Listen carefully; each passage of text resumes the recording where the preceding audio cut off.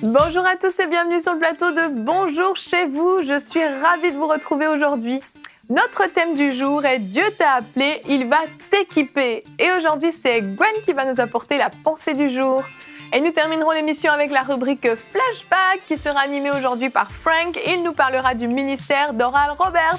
Voilà, vous connaissez le programme, je vais retrouver les chroniqueurs.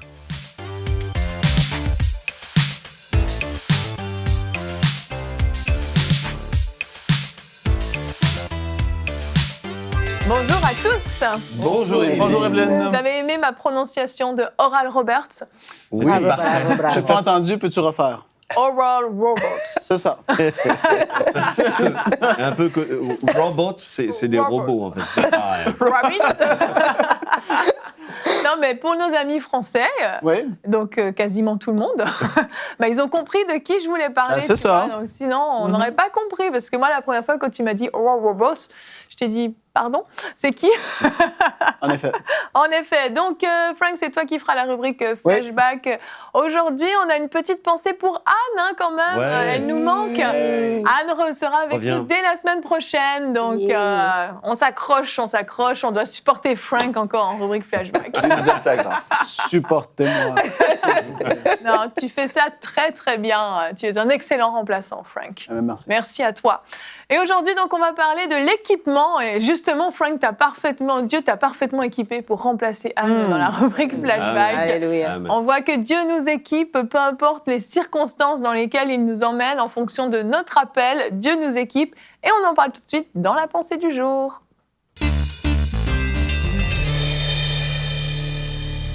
Gwen, le titre de ta pensée est « L'Esprit du Seigneur est sur moi ». C'est un peu prétentieux. C'est un peu prétentieux. C'est exactement ça. Non pas que ce soit prétentieux, mais c'est bien ça le titre. C'est « L'Esprit du Seigneur est sur moi ».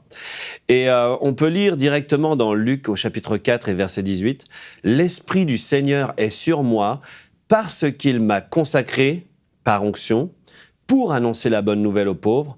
Il m'a envoyé pour guérir ceux qui ont le cœur brisé, pour proclamer aux prisonniers la délivrance et aux aveugles le recouvrement de la vue, pour renvoyer libres les opprimés, pour proclamer une année de grâce du Seigneur. » Donc, vous avez bien pu noter avec moi qu'il y a beaucoup de « pour ». Il y a un « parce que » et il y a un « pour ». Et on va en parler un petit peu plus tard. Et on pouvait lire, il y a quelques jours, sur les bannières de EMCI, on pouvait lire le titre d'un message du pasteur Peter Schmidt, pardon. « Le Saint-Esprit nous appelle au service ». Et dans le verset qu'on a lu juste avant, on peut voir que le Saint-Esprit a consacré par onction ou a oint le Seigneur Jésus pour faire quelque chose. Donc le Saint-Esprit nous appelle bien pour ou à faire quelque chose. Et on lit au verset 21 du même passage. « Alors il commença à leur dire, « Aujourd'hui, cette parole de l'Écriture que vous venez d'entendre est accomplie. » Et dans notre ministère, on doit avoir, si on a discerné l'appel que Dieu a pour notre vie, si on a discerné qu'on a reçu cette onction du Saint-Esprit, on doit avoir ce fameux « aujourd'hui ». Il doit y avoir un point de départ. Alors aujourd'hui, cette pensée du jour, c'est vraiment pour vous encourager à croire qu'aujourd'hui, quelque chose va changer dans votre vie. Et je me rappelle qu'à un moment dans ma vie où j'ai accepté le Seigneur, j'ai délaissé complètement la musique qui était ma passion, qui était aussi mon métier. J'ai tout délaissé, j'ai laissé ça sur l'autel parce que je voulais obéir à Dieu en délaissant toutes les choses que j'aimais. Et donc j'ai tout abandonné et au bout d'un moment, le Saint-Esprit a parlé à l'apôtre Alain Patrick Tsenge et il lui a dit qu'il fallait que je commence à diriger les chants dans le groupe de jeunesse. Et j'ai commencé à diriger les chants. Je l'ai fait aussi dans mon église locale avec mon pasteur parce qu'il m'a demandé aussi de le faire.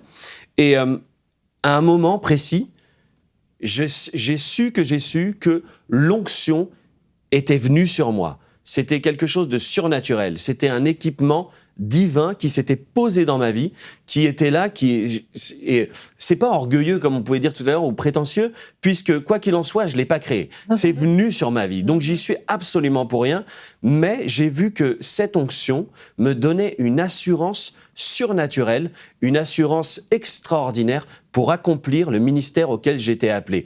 Et cette assurance, personne ne pouvait me l'enlever, personne ne pouvait me dire non, tu n'es pas fait pour ça, parce que même si j'avais l'appel, même si j'avais commencé à exercer, il me fallait cette onction du Saint-Esprit sur ma vie pour commencer à exercer. Donc aujourd'hui, je m'adresse particulièrement aux personnes qui ont reçu cette onction pour accomplir quelque chose.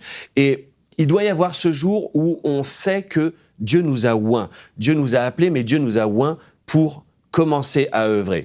Et aujourd'hui, vous êtes dans cet état et vous savez pertinemment que Dieu vous a appelé, vous savez que vous avez reçu l'onction, mais vous devez commencer à poser des actes de foi par rapport à votre ministère. Vous devez commencer à passer du temps avec Dieu et lui demander dans quel champ d'action vous devez opérer. Mais si vous attendez et vous attendez et vous attendez, vous n'êtes pas en train, vous êtes en train de désobéir en quelque sorte. Et je vous demanderais d'imaginer ça. Imaginez que vous êtes dans une entreprise et que votre patron vous demande de devenir le directeur du marketing.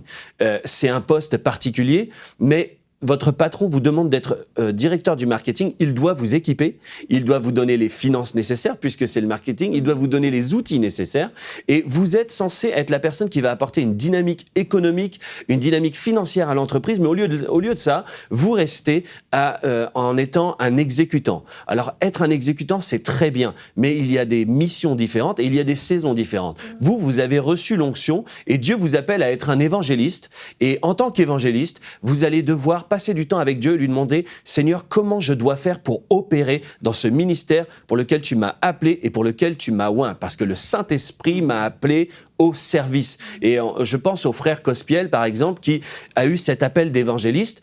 Et même si l'évangéliste est une personne qui prêche, qui va prêcher l'évangile à l'église, dans des églises, il va y avoir des rassemblements, Dieu lui a parlé pour prendre son mégaphone et aller dans les villes et puis commencer à annoncer l'évangile. Et il y a un modèle particulier pour toi qui me regarde parce que Dieu t'a appelé au service et il t'a oint pour ça. Et il veut te montrer ton modèle spécifique dans lequel tu vas pouvoir agir parce que tu es appelé au ministère. Mais tu dois poser cet acte de foi, cet acte concret. Tu t'intéresses à la mission, tu veux partir en mission, commence à regarder dans ton église les champs d'action missionnaires qu'il y a.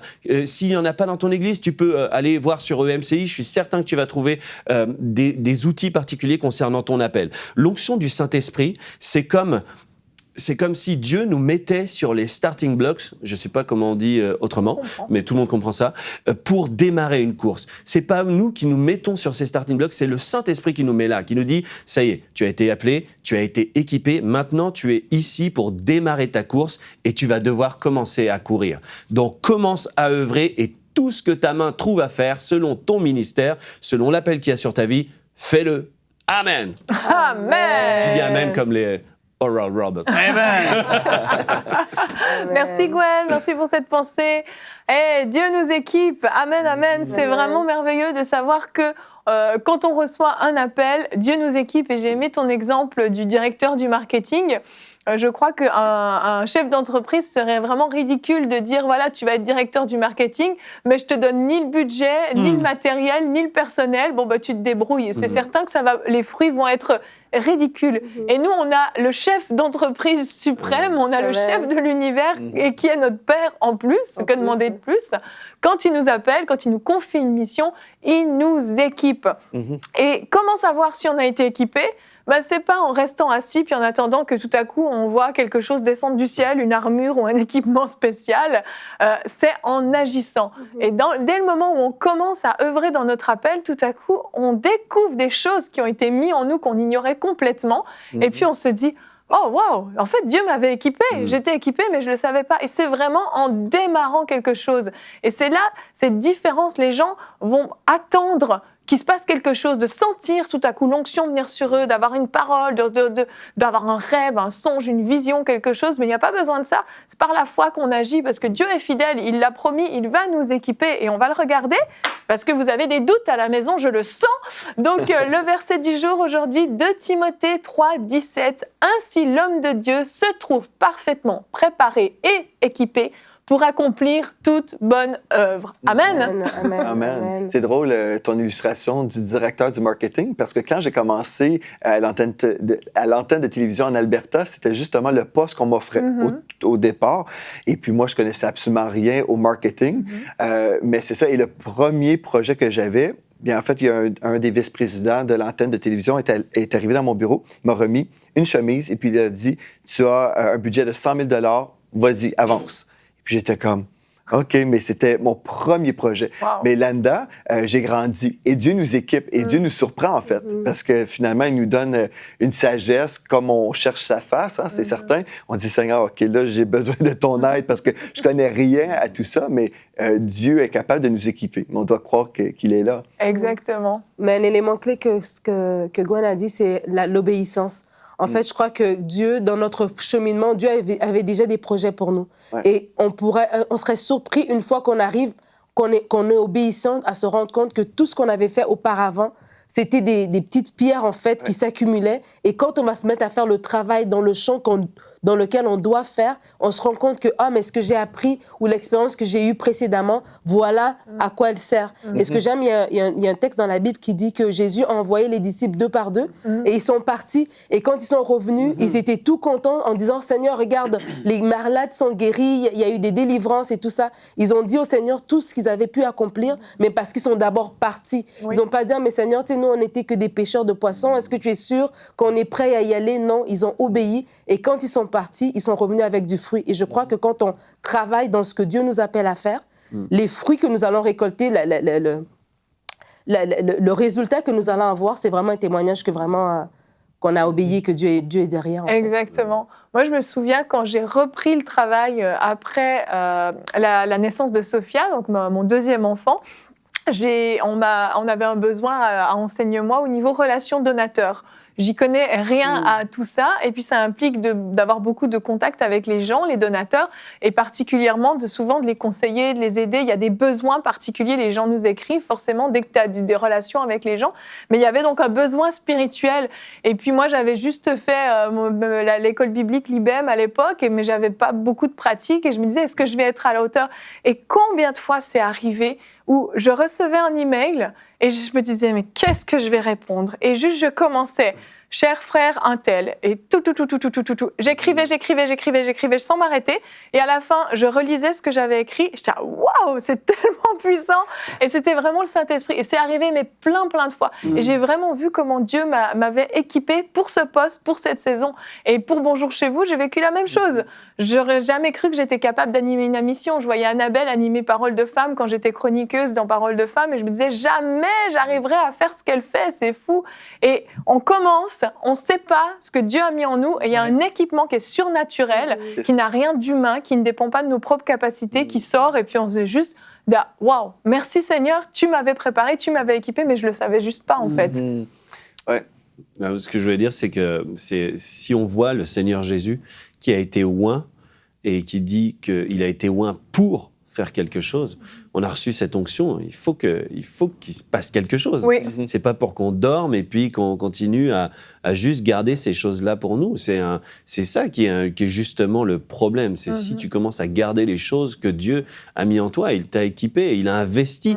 Donc tu peux pas laisser ton talent, tu peux pas le mettre en terre. C'est la parabole des talents, c'est ce que ce qu'il veut, c'est un investissement et que ça porte du fruit. Amen. Donc de dire que je le garde et se dire ouais non mais si je l'expose c'est orgueilleux, c'est prétentieux. Non, ce qui est vraiment le problème, qui est un péché, c'est de garder ce que Dieu nous a donné pour faire quelque chose. Et Jésus l'a parlé, il a dit aujourd'hui ça s'accomplit et il a commencé à opérer dedans. Oui. Donc, dans l'intimité, il y a des choses qui se dessinent avec Dieu. Dans l'intimité avec Dieu, on cherche sa présence, on cherche ce que Dieu veut faire. Et Dieu nous montre, comme à David, il nous montre la construction du temple. Il va nous montrer les plans, les dessins, comme un architecte par rapport à ce qu'on doit faire.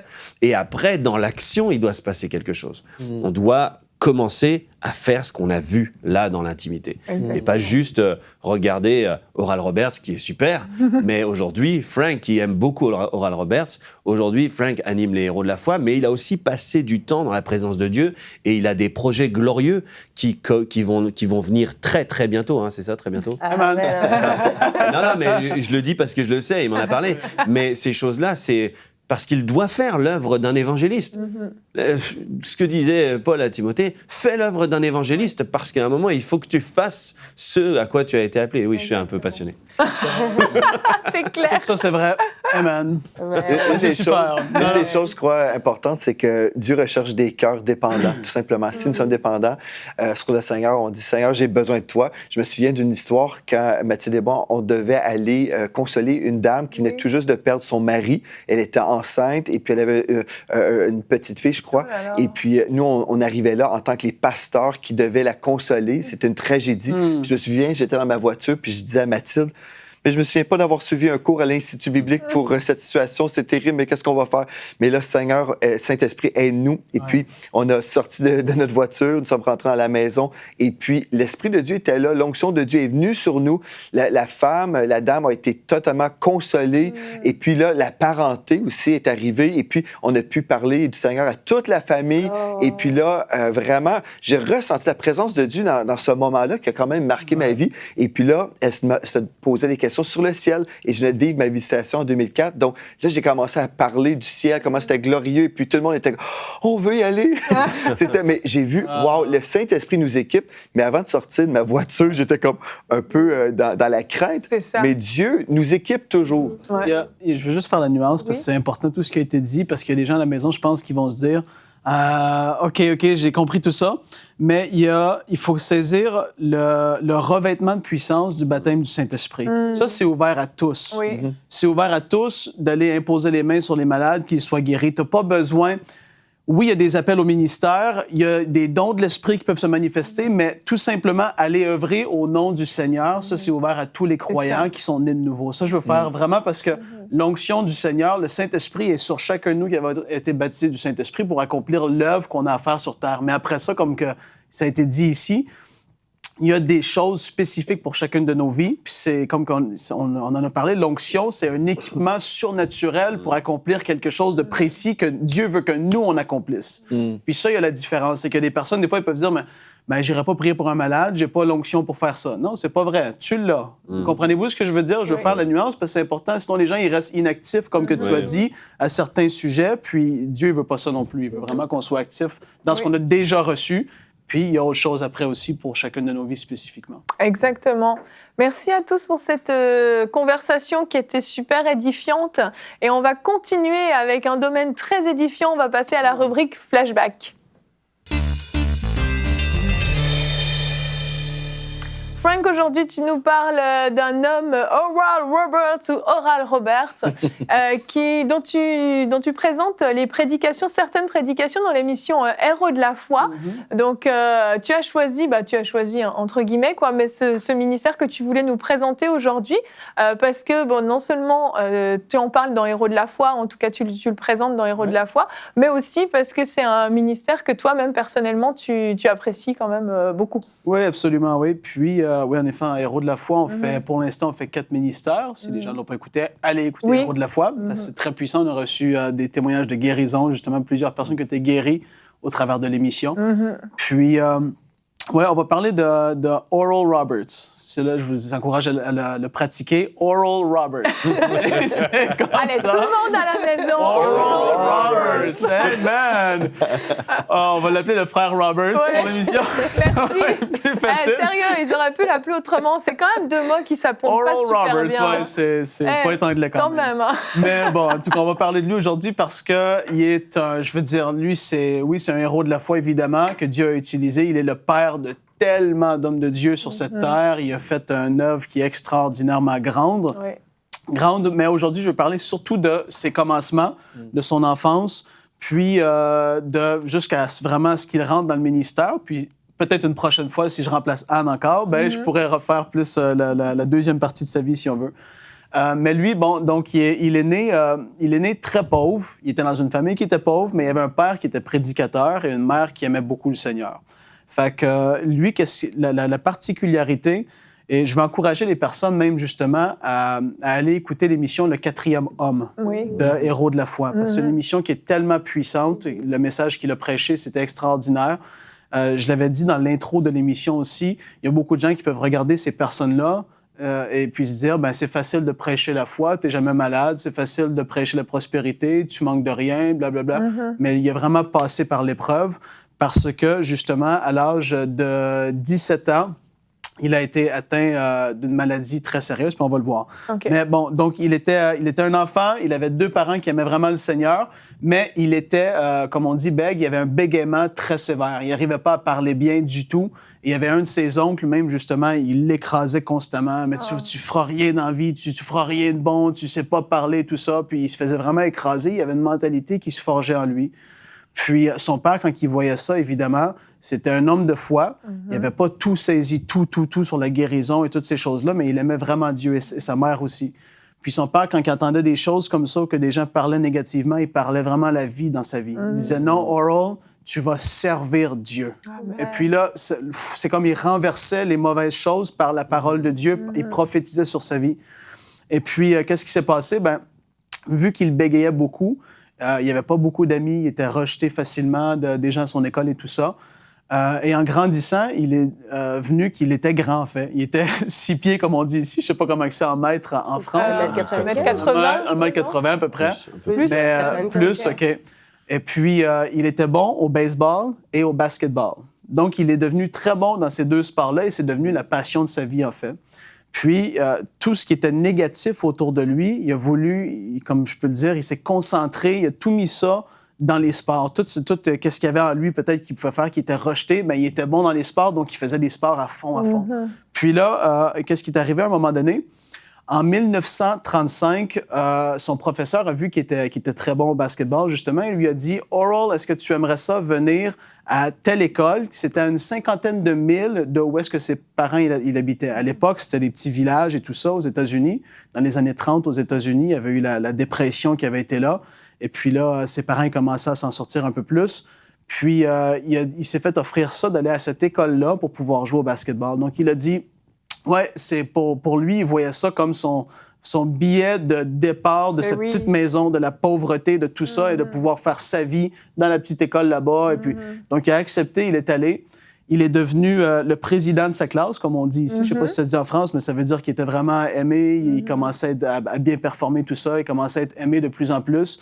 Puis, il était l'éditeur du journal de son école où est-ce qu'il allait aussi. Donc, il commençait vraiment Il était populaire, à être reconnu de plus en plus. Et puis, un soir, pendant un tournoi régional de basketball, il était sur le terrain, il jouait. Et puis là, oui, on peut le voir là, justement, on peut afficher l'image du frère Roberts.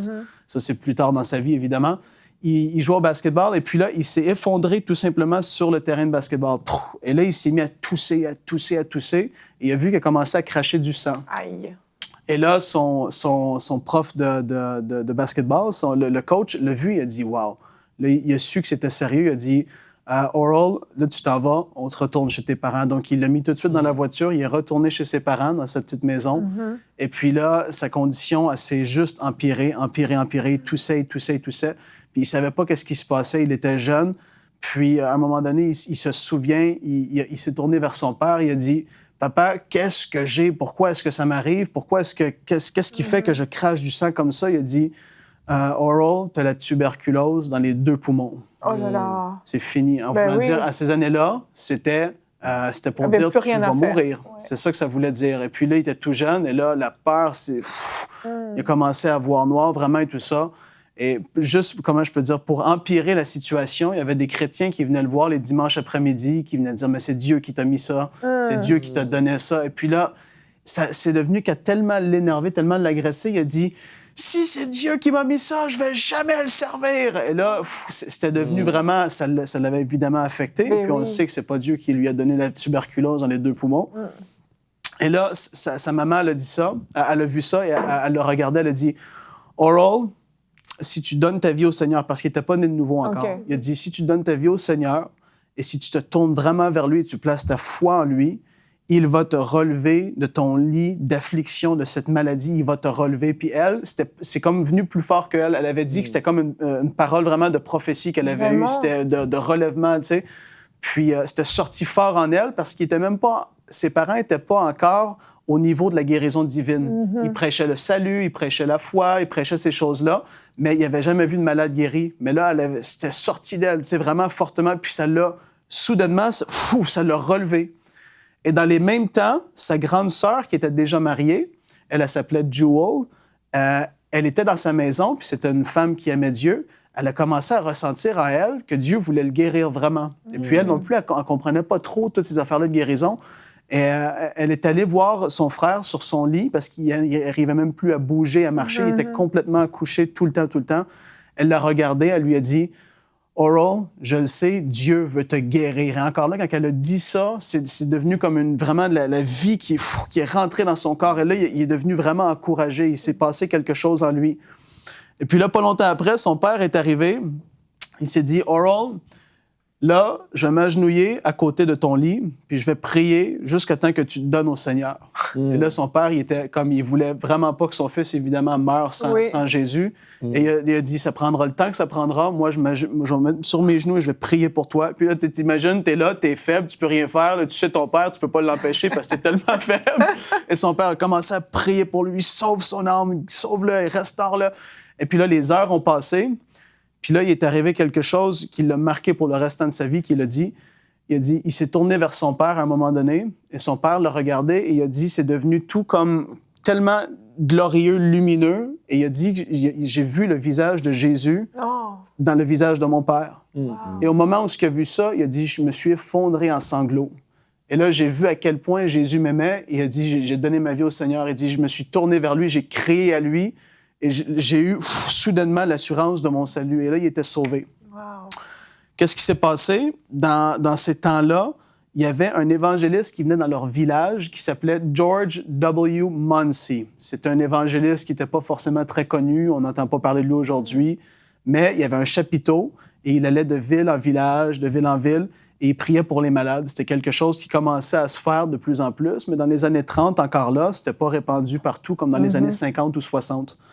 Puis, donc là, le frère de Oral Roberts est allé aux réunions, puis il voyait soir après soir des malades être vraiment guéris. Et là, ça a vraiment commencé à booster sa foi. Il a dit, mais il se passe vraiment des choses en dessous de ce petit chapiteau-là, dans notre petite ville. Dieu guérit des personnes. Et là, il s'est comme, à un moment donné, il s'est dit, là, c'est assez, je dois apporter mon frère ici. Il n'y avait pas de voiture. Il était allé emprunter la voiture d'un de ses amis. Il avait juste 35 sous dans ses poches. Il a tout mis ce 35 sous-là pour mettre l'essence pour aller chercher son frère qui était couché, qui était sur le point de mourir. Il est allé le chercher chez lui. Son frère est rentré. Il a dit, on s'en va à cette réunion-là. Il prie pour les malades. Les malades sont guéris. Donc là, ses parents et son frère l'ont levé. Il a fallu qu'il le porte. Il l'a emporté jusque dans l'auto. Et dans l'auto, c'est là qu'il s'est passé quelque chose de très spécifique et de très puissant. Il était dans la voiture, puis là, il a entendu lui parler, spécifiquement comme jamais il l'avait entendu dans son esprit. Il a dit, c'était comme une voix qui était là. Il a entendu Dieu lui dire, « Fils, je vais te guérir et tu vas apporter ma puissance de guérison à ta génération. C'est ça qu'il a entendu. Et puis là, il a dit, ça c'est le frère Roberts qui l'a dit de sa propre bouche, il dit, « Je me suis demandé, est-ce que c'est vraiment lui? » Il était dans la voiture tout seul, il s'est dit ça juste à lui-même. Il a dit, « Dieu, si c'est toi, redis-moi-le encore. » Et là, la même voix. Fils, je vais te guérir. Il a dit, c'était plus fort, plus imposant. Et tu vas apporter ma puissance de guérison à ta génération. Et donc là, il a demandé 3 fois. Il arrive au chapiteau. Ses parents le sortent. Ils vont l'asseoir sur une petite chaise berçante en dessous du chapiteau parce que, comme je dis, il n'y avait pas de force. Il y avait comme des oreillers tout autour de lui. Puis il était là, puis il écoutait le prédicateur. Il y avait des fils pour les malades qui allaient se faire imposer les mains après le message. Et puis lui était le seul, à ce que je peux savoir, qui n'était pas capable de marcher par ses propres forces. Donc, il était le dernier à faire prier pour lui à la fin de la soirée. Il était à peu près 23 heures qu'il se souvient. Il a dit, il était 23 heures et là, il m'a amené en avant. Et le prédicateur m'a regardé et puis il a prié pour moi, mais il a dit, j'avais jamais entendu quelqu'un prier comme ça auparavant. Jamais, jamais. Puis là, quand il a dit, le prédicateur, il a regardé, il a dit, toi, maudite maladie, je te commande au nom de Jésus-Christ de sortir de ses poumons, de ce jeune homme, lâche-le et va-t'en. Il a prié ça, mais avec une telle autorité. Il a dit, quand il a prié et après, il a mis ses mains sur lui. Il a dit, quand il a mis ses mains, j'ai senti comme un éclair du haut de ma tête jusqu'à mes pieds, me traverser. Et là, il savait qu'il se passait de quoi, il commençait à trembler. Et là, il a dit, soudainement, il n'arrêtait pas de tousser, c'était plus fort que lui, il avait la tuberculose et il crachait du sang tout le temps. Il a dit, j'ai pris un respire. Et là, je respirais. Il n'y avait plus de toussement, il n'y avait plus rien qui se passait. Et là, il se demandait comme vraiment, hey, wow, est-ce que je suis vraiment, ça se passe vraiment, je suis guéri, tu sais. Et là, il est reparti chez lui. Il a reçu sa guérison. Mais qu'est-ce qui s'est passé? C'était particulier.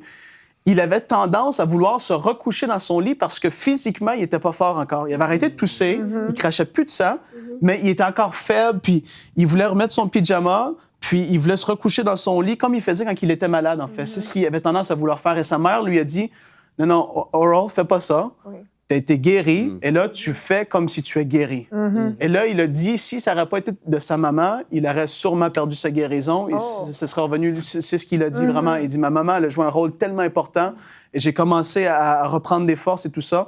Et en tout, il avait été malade 163 jours en 1935. C'est long. Et puis, il a été complètement guéri. 2 mois après, il était pleinement restauré. Il a commencé à prêcher même avec son père. Il y avait un zèle incroyable à l'intérieur de lui. Et son père faisait des petites réunions comme de réveil qu'il appelait à l'époque dans des églises. Il accompagnait son papa et son papa le laissait prêcher. Puis le frère Robert a dit, c'est comme ça que j'ai commencé à prêcher.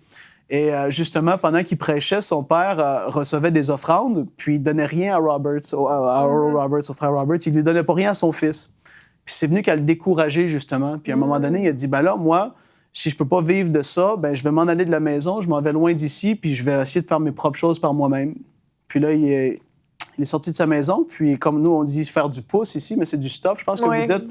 Il est sorti pour faire du stop. Puis, il a dit, la première voiture qui a arrêté pour me prendre, ben, c'était son père. Oh. Il dit, qu'est-ce que tu fais là? Il dit, ben, papa, là, il a commencé à lui dire comment il était découragé, tout ça. Et son père, il a dit, ben, écoute, il dit, mon fils, je veux que tu serves le Seigneur, et puis maintenant, on va faire ça à deux, les deux ensemble, on va le servir comme on doit le faire et tout ça. Et puis, il a continué à prêcher, il a vraiment été encouragé, il a grandi comme ça. Et puis là, je vais avancer, on avance à peu près de 12 ans. Il s'est marié avec sa femme Evelyn. On peut montrer une photo qu'on a de les deux ensemble. Ils se sont mariés dans ces 12 ans-là qu'on vient d'avancer. Et puis là, il était pasteur dans des petites églises un peu partout au travers des États-Unis. Et puis, il s'est rappelé, il s'est souvenu de cette parole-là. « Fils, je vais te guérir et tu vas porter ma puissance de guérison à ta génération. » Il s'est souvenu de cette parole-là de Dieu et ça lui a parlé énormément. Et puis là, il s'est dit, ben là, il faut qu'il commence à se passer des choses. Parce qu'il était pasteur des petites églises, mais il voyait rien. Puis il dit, je voyais des prêcheurs pentecôtistes prêcher du baptême du Saint-Esprit, mais personne n'était baptisé du Saint-Esprit. Je voyais des gens parler des guérisons, mais personne n'était guéri. Puis moi, je voulais pas vivre ça. Je voulais qu'il se passe quelque chose. Donc, à un moment donné, il a dit à sa femme, chérie, arrête de faire de la nourriture.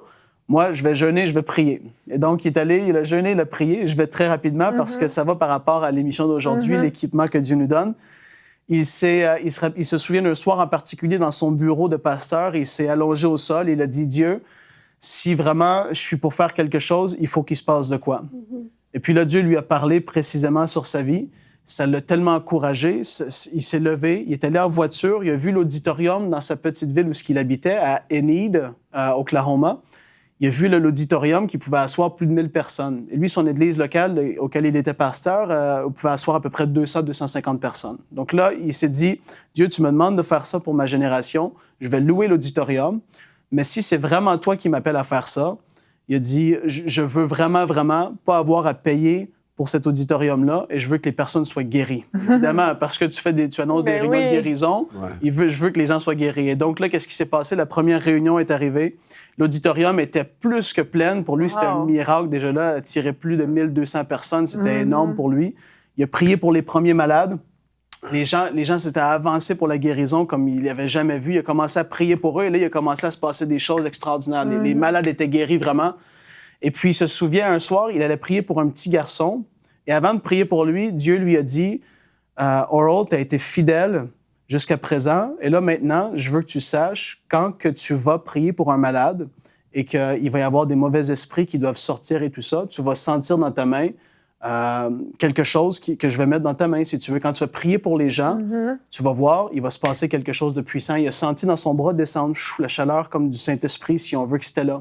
Et puis tu dis, les gens, ils écoutent à la maison, mais c'est quoi ces trucs-là? Le fruit est là pour en témoigner. Parce qu'il y a des milliers et des milliers de personnes qui ont été guéries. Et quand vous écoutez Héros de la foi, vous remarquerez, il priait toujours avec la main droite. Tout le temps.